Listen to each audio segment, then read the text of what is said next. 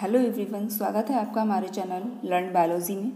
आज हम junior super TET के सिलेबस के अकॉर्डिंग जीव जगत चैप्टर को पढ़ेंगे, जो कि बायोलॉजी से रिलेटेड है।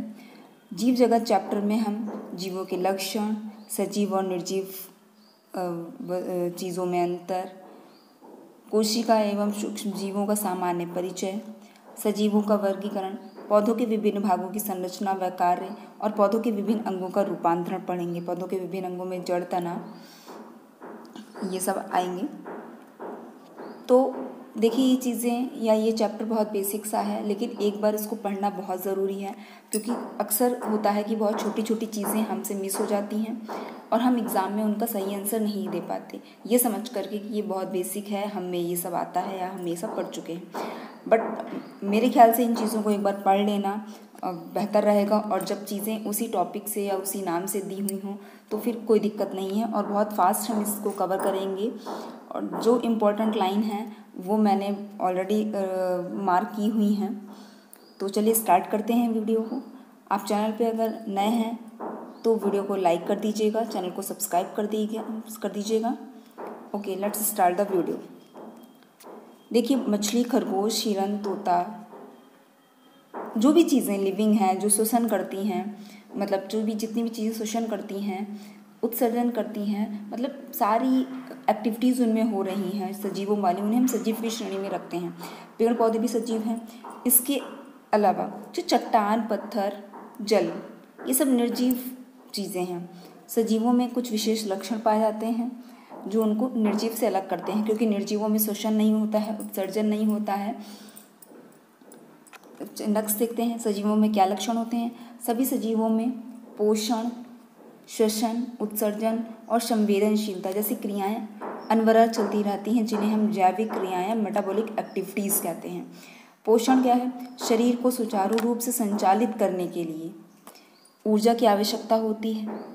बिना ऊर्जा के, बिना एनर्जी के आप कोई भी काम नहीं कर सकते, तो एनर्जी हमें खाने से ही मिलेगी, जिसके लिए हम भोजन लेते हैं, भोजन ग्रहण करते हैं। हम जानते हैं जिस तरह से हम लोग प्लांट प्रोडक्ट्स पर डिपेंड होते हैं, उसी तरह से पौधे वायुमंडल से कार्बन डाइऑक्साइड और मिट्टी से जल प्राप्त करके सूर्य के प्रकाश की उपस्थिति में अपने भोजन का निर्माण करते हैं।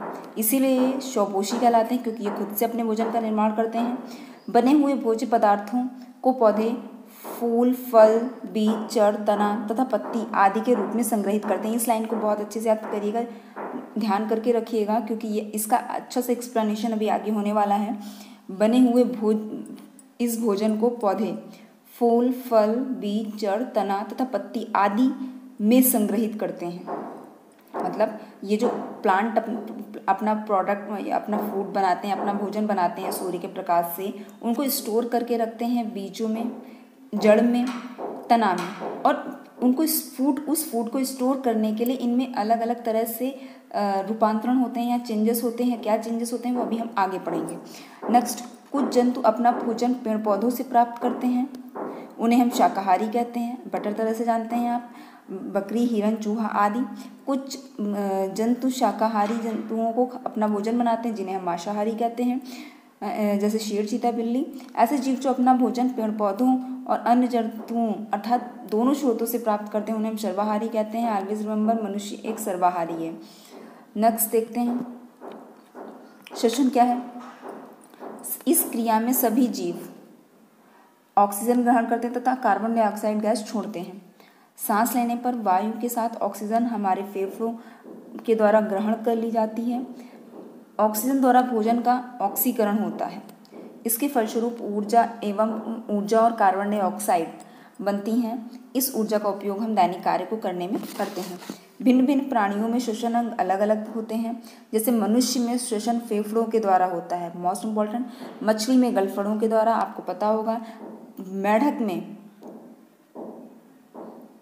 मेढक जब पानी के अंदर होता है तो वो जो श्वसन करता है वो अपनी त्वचा से करता है, और जब ज़मीन पे होता है तो वो श्वसन फेफड़ों के द्वारा ही करता है।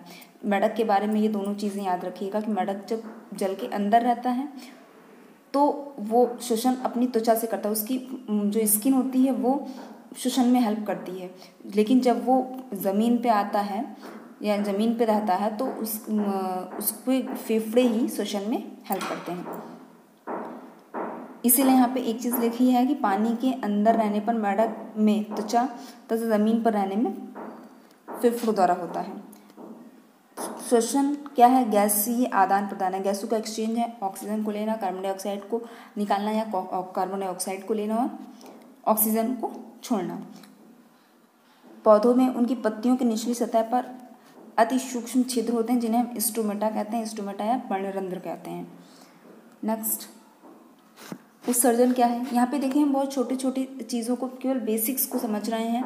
बाकी डिटेल्ड में आपको 1-2 दिन में इनके वीडियोस मिल जाएंगे जहाँ पर हम श्वसन को, उत्सर्जन को पूरे डिटेल में पढ़ेंगे। कोई भी चीज़ें स्किप नहीं होंगी, कुछ भी नहीं छूटेगा और डेफिनेटली वहाँ से आपको एग्ज़ाम में क्वेश्चंस भी देखने को मिलेंगे। इसी के साथ साथ फिजिक्स और केमिस्ट्री में भी हम इसी तरह से पढ़ेंगे, क्योंकि फिजिक्स को रीडिंग करके पढ़ाना इजी नहीं है, तो उसके कभी ऑब्जेक्टिव टाइप क्वेश्चंस और कभी वन लाइनर क्वेश्चंस आपको देखने को मिलेंगे। नेक्स्ट देखते हैं उत्सर्जन। जैविक क्रियाओं जैसे पाचन एवं श्वसन, पाचन और श्वसन के बाद क्या होता है, शरीर में कुछ अपशिष्ट पदार्थ बनते हैं, वेस्ट मटेरियल्स बनते हैं। ये शरीर के लिए अनावश्यक और हानिकारक होते हैं। इन अपशिष्ट पदार्थों को शरीर से बाहर निकालने की क्रिया को क्या कहते हैं? उत्सर्जन। जंतुओं में उत्सर्जित पदार्थ क्या है? मलमूत्र, पसीना और कार्बन डाइऑक्साइड गैसें। उत्सर्जन क्रिया पौधों में भी होती है। ये मोस्ट इम्पॉर्टेंट है कि जो गोंद है, रेजिन, गोंद, रेजिन, इसे हींग कहते हैं, टैनिन, कत्था, ये पौधों के उत्सर्जित पदार्थ हैं। ऑब्जेक्टिव क्वेश्चंस में पूछ लिया जाता है कि इनमें से पौधों के उत्सर्जित पदार्थ क्या हैं, जहाँ पे मे भी आपको ऑक्सीजन भी दे सकते हैं। तो ये याद रखिएगा कि गोंद, रबर, रेजिन, टैनिन, ये पौधों के उत्सर्जित पदार्थ हैं। नेक्स्ट देखते हैं संवेदनशीलता क्या होती है। आपने देखा होगा कि अब आप जैसे आप किसी चीज़ से जल गए तो तुरंत आपके माइंड को एक मैसेज मिलता है और आप फटाक से अपने हाथों को खींचते हैं या हटा लेते हैं, और उसके बाद आप एक चीज़ समझ भी जाते हैं या आप जान जाते हैं कि इस पे हाथ लगाने से इस तरह से हम जल सकते हैं। तो किसी भी क्रिया के प्रति तुरंत अनुक्रिया होना संवेदनशीलता कहलाती है। या आपको तुरंत झटके से आप हाथ को खींचें या एवरीथिंग, मतलब जब भी कोई क्रिया हो और उसके बाद आप एकदम से कोई अनुक्रिया लें, कोई रिस्पॉन्स करें, उसे हम संवेदनशीलता कहते हैं। इन्होंने दिया भी हुआ है कि जैसे आप अचानक पटाखे की आवाज़ होने पर पेड़ पर बैठे पक्षी उड़ जाते हैं, या किसी गर्म वस्तु पर हाथ पड़ जाता है तो आप तुरंत हटा लेते हैं। ये भी एक अनुक्रिया रिस्पॉन्स है। आप सब बीएड करके आए होंगे, आपने पैवलॉव की थ्योरी पढ़ी होगी कंडीशन एंड रिस्पॉन्ड पे, और तमाम काफ़ी सारी थ्योरीज दी गई रिस्पॉन्स और कंडीशनिंग पे। तो उसी तरह से एक यहाँ पे मनपसंद पकवान देखकर मुंह में पानी आना, ये भी एक रिस्पॉन्स है। तो आगे देखते हैं जीवों में परिवर्तन के लिए अनुक्रिया प्रदर्शित, जीवों में परिवर्तन के प्रति अनुक्रिया प्रदर्शित होना। पटाखे की आवाज़, गर्म वस्तु या मनपसंद पकवान उद्दीपन है जो आपको प्रेरित कर रहा है। पक्षियों का उड़ जाना, हाथ को हटा लेना और मुंह में पानी आना, ये अनुक्रिया है। आपने रिस्पॉन्स जो किया, ये हाथ को हटा लेना एक रिस्पॉन्स है उद्दीपन के प्रति। इसी को हम क्या कहते हैं? संवेदनशीलता कहते हैं। पौधे भी उद्दीपन के प्रति संवेदनशील होते हैं। जैसे छुई मुई की पत्तियों को स्पर्श करें तो वो झुककर बंद हो जाती हैं। इसी प्रकार कई फूल प्रातः खिलते हैं, रात में खिलती है और दिन में बंद हो जाती है। सभी जीव उद्दीपन जैसे स्पर्श, ताप, प्रकाश, विद्युत, ध्वनि के प्रति संवेदनशील होते हैं। संवेदनशीलता जीवों का प्राकृतिक स्वभाव है। नेक्स्ट देखते हैं वृद्धि क्या है। नॉर्मली आप जानते हैं आकार में बढ़ना उसे वृद्धि कहते हैं, या क्रिया जब भी प्रत्येक जीव आकार प्रकार में समय के साथ बढ़ता रहता है, इस क्रिया को हम वृद्धि कहते हैं। पौधों में वृद्धि जीवन पर्यंत होती है, जबकि जंतु में वृद्धि एक निश्चित आयु तक होती है। ऐसा इसलिए होता है क्योंकि अगर उनमें सेल डिवीज़न होते रहेंगे, उनमें ग्रोथ होती रहेगी, तो फिर इंसान की हाइट 5, 7, 8, 10 फुट हो जाएगी, फिर उसे सर्वाइव करना बहुत मुश्किल हो जाएगा। बट इन केस प्लांट्स में क्या होता है, उनमें लगातार ग्रोथ होती रहती है, क्योंकि जब उनमें ग्रोथ होगी सेल डिवीज़न होगा, उनसे सेकेंडरी ग्रोथ होगी, क्योंकि उनमें सेकेंडरी ग्रोथ के बाद ही ब्रांचेस बनना, फ्रूट्स का आना, लीव्स का बनना, लीव का अलग अलग पेटियोल्स और इन सब चीज़ों का कटना बनना उस पर डिपेंड करता है। यहाँ नेक्स्ट देखते हैं प्रजनन क्या है। एक बहुत ही छोटे से उसमें बता देती हूँ बहुत जल्दी से कि आपने चने या ये सब एक्सपेरिमेंट किए होंगे, चने को भिगो के रखना या नॉर्मली देखा भी होगा, तो उसमें एक अंकुर निकल आता है। तो पौधों में जो प्रजनन होता है वो अंकुरित होकर नए पौधे को जन्म देना होता है, जबकि जो इसमें एनिमल्स में होता है वो क्या एनिमल्स अपने जैसे ही अपने समान ही जीव को उत्पन्न करके करते हैं प्रजनन के द्वारा। सो यहाँ पे बस यही चीज़ बताई गई कि पौधों के बीज को मिट्टी में बो देने पर अंकुरित होकर नए पौधे का जन्म होना, और जंतुओं एवं पौधों में अपने जीवों के समान उत्पन्न करने की क्षमता होती है। इस क्रिया को हम प्रजनन कहते हैं। बाकी रिप्रोडक्टिव सिस्टम या उससे रिलेटेड क्वेश्चंस को हम आगे डिस्कस करेंगे। नेक्स्ट, ये एक छोटा सा फिगर मैंने लिया जो कि SCERT की बुक से ही है। यहाँ पे सारा कंटेंट SCERT की बुक्स से ही लिया गया जो कि क्लास 6 की है। इसमें एज दिखाई गई है, जिसमें सबसे ज़्यादा जो एज होती है वो शिकोए प्लांट की होती है। ये आप देख रहे हैं शिकोए प्लांट 3000 से 4000 वर्ष, और ये गेहूं का पौधा है जिसकी 5 माह होती है। कछुआ है जो कुछ 120 से 150 वर्ष। बरगद का पेड़ 100 से 200 वर्ष। तोता 14 से 15 वर्ष। वैसे ज़्यादा इम्पोर्टेंट नहीं है, बट एक दो चीज़ों को याद कर लीजिएगा तो ठीक है, बस एक बार देख लीजिएगा। नेक्स्ट, यहाँ डिफरेंस दिया गया है सजीव और निर्जीव में। तो अभी जैसे हमने जितनी भी चीज़ें पढ़ के आए हैं, सजीवों में पोषण होता है, निर्जीव में पोषण होने की कोई ज़रूरत नहीं है। इस सजीवों में शोषण होता है, इनमें कोई शोषण नहीं होता है, इनमें वृद्धि होती है, निर्जीव में वृद्धि नहीं होती। एक चीज़ याद रखिएगा, प्लांट जो हैं वो सजीव की श्रेणी में आते हैं क्योंकि उनमें ये सभी चीज़ें होती हैं। उत्सर्जन सजीवों में होता है, निर्जीवों में नहीं होता है। उद्दीपन के प्रति संवेदनशील होते हैं, मतलब जो चीज़ें इनमें होती हैं उसमें नहीं होती। नेक्स्ट देखते हैं कोशिका एवं सूक्ष्म जीवों का सामान्य परिचय। हमारा शरीर छोटी छोटी इकाइयों से मिलकर बना होता है। शरीर को बनाने वाली इन छोटी इकाइयों को हम कोशिका कहते हैं। प्रत्येक जीवित कोशिका में शरीर की सारी जैविक क्रियाएं होती हैं, जैसे श्वसन, उत्सर्जन, पोषण और वृद्धि। कुछ जीवों का शरीर केवल एक ही कोशिका का बना होता है, जिन्हें हम नग्न आंखों से नहीं देख सकते। उन्हें देखने के लिए सूक्ष्मदर्शी की आवश्यकता होती है। ये सूक्ष्म जीव कहलाते हैं, जैसे amoeba, Euglena, paramecium, yeast, Chlamydomonas and जीवाणु। ये जितने भी जीव हैं ये सब यूनिसेलुलर हैं, मतलब इनके जो पूरी बॉडी है वो एक सेल्स की बनी हुई होती है। जीवाणुओं की कोशिका सबसे छोटी कोशिका होती है। This is the important fact. And शुतुरमुर्ग का अंडा सबसे बड़ी कोशिका है। ये क्वेश्चन ऑब्जेक्टिव में फ्रेम किया जा सकता है कि किसकी कोशिका सबसे छोटी होती है, तो जीवाणु की कोशिका सबसे छोटी होती है।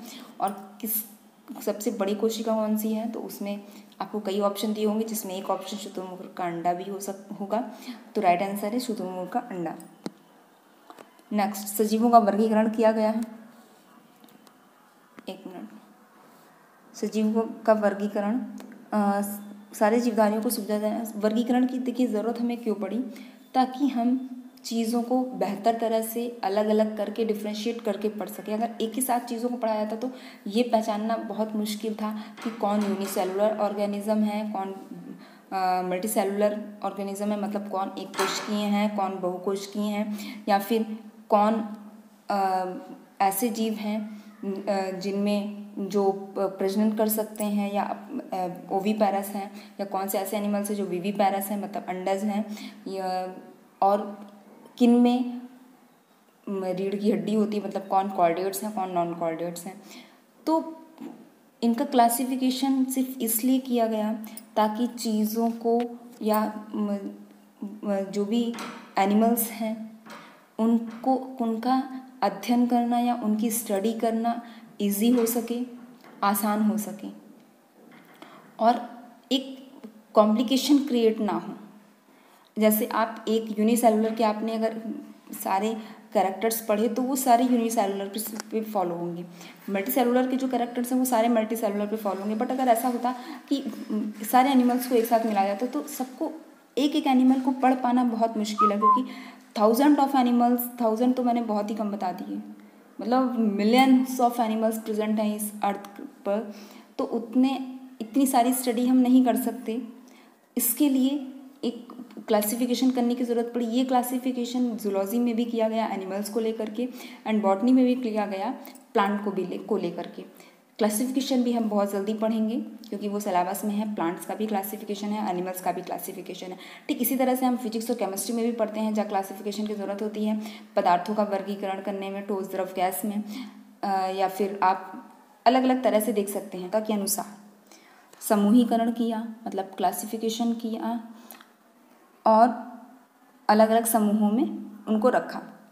फिर जंतुओं का वर्गीकरण जो किया गया, उनका वर्गीकरण संरचना के आधार पर, मतलब उनकी संरचना कैसी है, मेरुदंड के आधार पर कि वो कॉर्डेट है कि नॉन कॉर्डेट है। मेरुदंड का मतलब जिनमें रीढ़ की हड्डी है उन्हें कॉर्डेट्स में रखा गया, जिनमें रीढ़ की हड्डी नहीं होती उन्हें नॉन कॉर्डेट्स में रखा गया। प्रजनन विधि के आधार पर मतलब वो ओवीपैरस हैं या विवीपैरस हैं। नेक्स्ट वास स्थान के आधार पर, उनके रहने के स्थान पर, वो कहाँ रहते हैं, वो टेरेस्ट्रियल हैं या फिर एक्वेटिक हैं, मतलब लैंड पे रहते हैं, ज़मीन पे रहते हैं, या पानी के अंदर रहते हैं, या समुद्र में रहते हैं। देखते हैं संरचना के आधार पर। एक कोशिकीय जीव, जिन जंतुओं का शरीर केवल एक कोशिकाओं का बना होता है उन्हें हम एक कोशिकीय जीव कहते हैं। अभी हम देख सकते हैं नग्न आँखों से नहीं देखा जाता, ये नम्र जलीय वातावरण में पाए जाते हैं जैसे अमीबा, पैरामीशियम, यूग्लेना। एक कोशिकीय जीव जीवन की उत्पत्ति में प्रथम जीव माने जाते हैं। This is the important point कि एक कोशिकीय जीव जीवन की उत्पत्ति में प्रथम जीव माने जाते हैं। नेक्स्ट, बहुकोशिकीय जीव, जिन जंतुओं का शरीर एक से अधिक कोशिकाओं का बना होता है वे बहुकोशिकीय जंतु कहलाते हैं। वैसे सामान्यतः इन्हें नग्न आँखों से देखा जा सकता है, जैसे हाइड्रा, घोंगा, मछली, मेंढक आदि। ये सभी बहुकोशिकीय जंतु हैं। याद रखिएगा, जो हम हैं, मनुष्य हैं, वो भी मल्टी सेलुलर है, मतलब बहुकोशिकीय है। अब मेरुदंड की स्थिति के आधार पर देख लेते हैं। अकशेरुकी जंतु और कशेरुकी जंतु दो पार्ट्स में बांटा गया है। ये अकशेरुकी को हम इंग्लिश में नॉन कॉर्डेट्स, मैंने नीचे लिखा भी हुआ है, नॉन कॉर्डेट्स और कॉर्डेट्स कहते हैं। ऐसे जंतु जिनमें मेरुदंड, रीढ़ की हड्डी नहीं पाई जाती उन्हें हम अकशेरुकी जंतु कहते हैं, मतलब नॉन कॉर्डेट्स कहते हैं, जैसे कीड़े मकोड़े, केचुआ, तिलचट्टा, घोंगा आदि।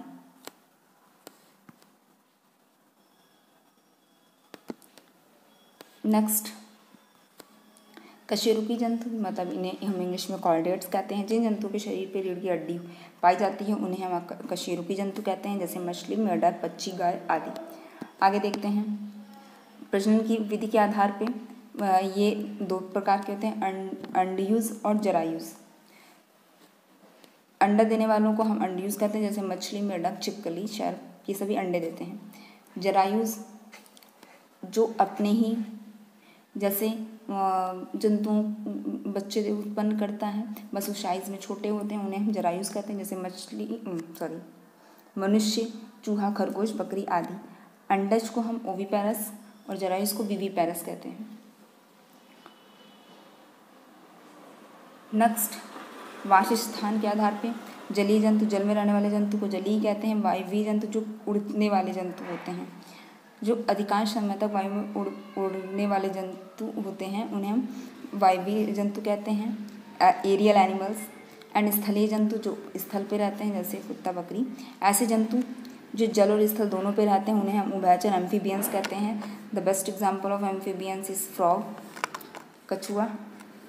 नेक्स्ट, ओके, सो ये थी केवल, अभी इसका एक पार्ट और आएगा। ये था कुछ क्लासिफिकेशन एनिमल्स का, अभी प्लांट्स का भी आएगा। तो कैसा लगा वीडियो ज़रूर कमेंट करके बताइएगा। वीडियो को लाइक कर दीजिएगा, चैनल को सब्सक्राइब कर दीजिएगा। मिलते हैं नेक्स्ट वीडियो में।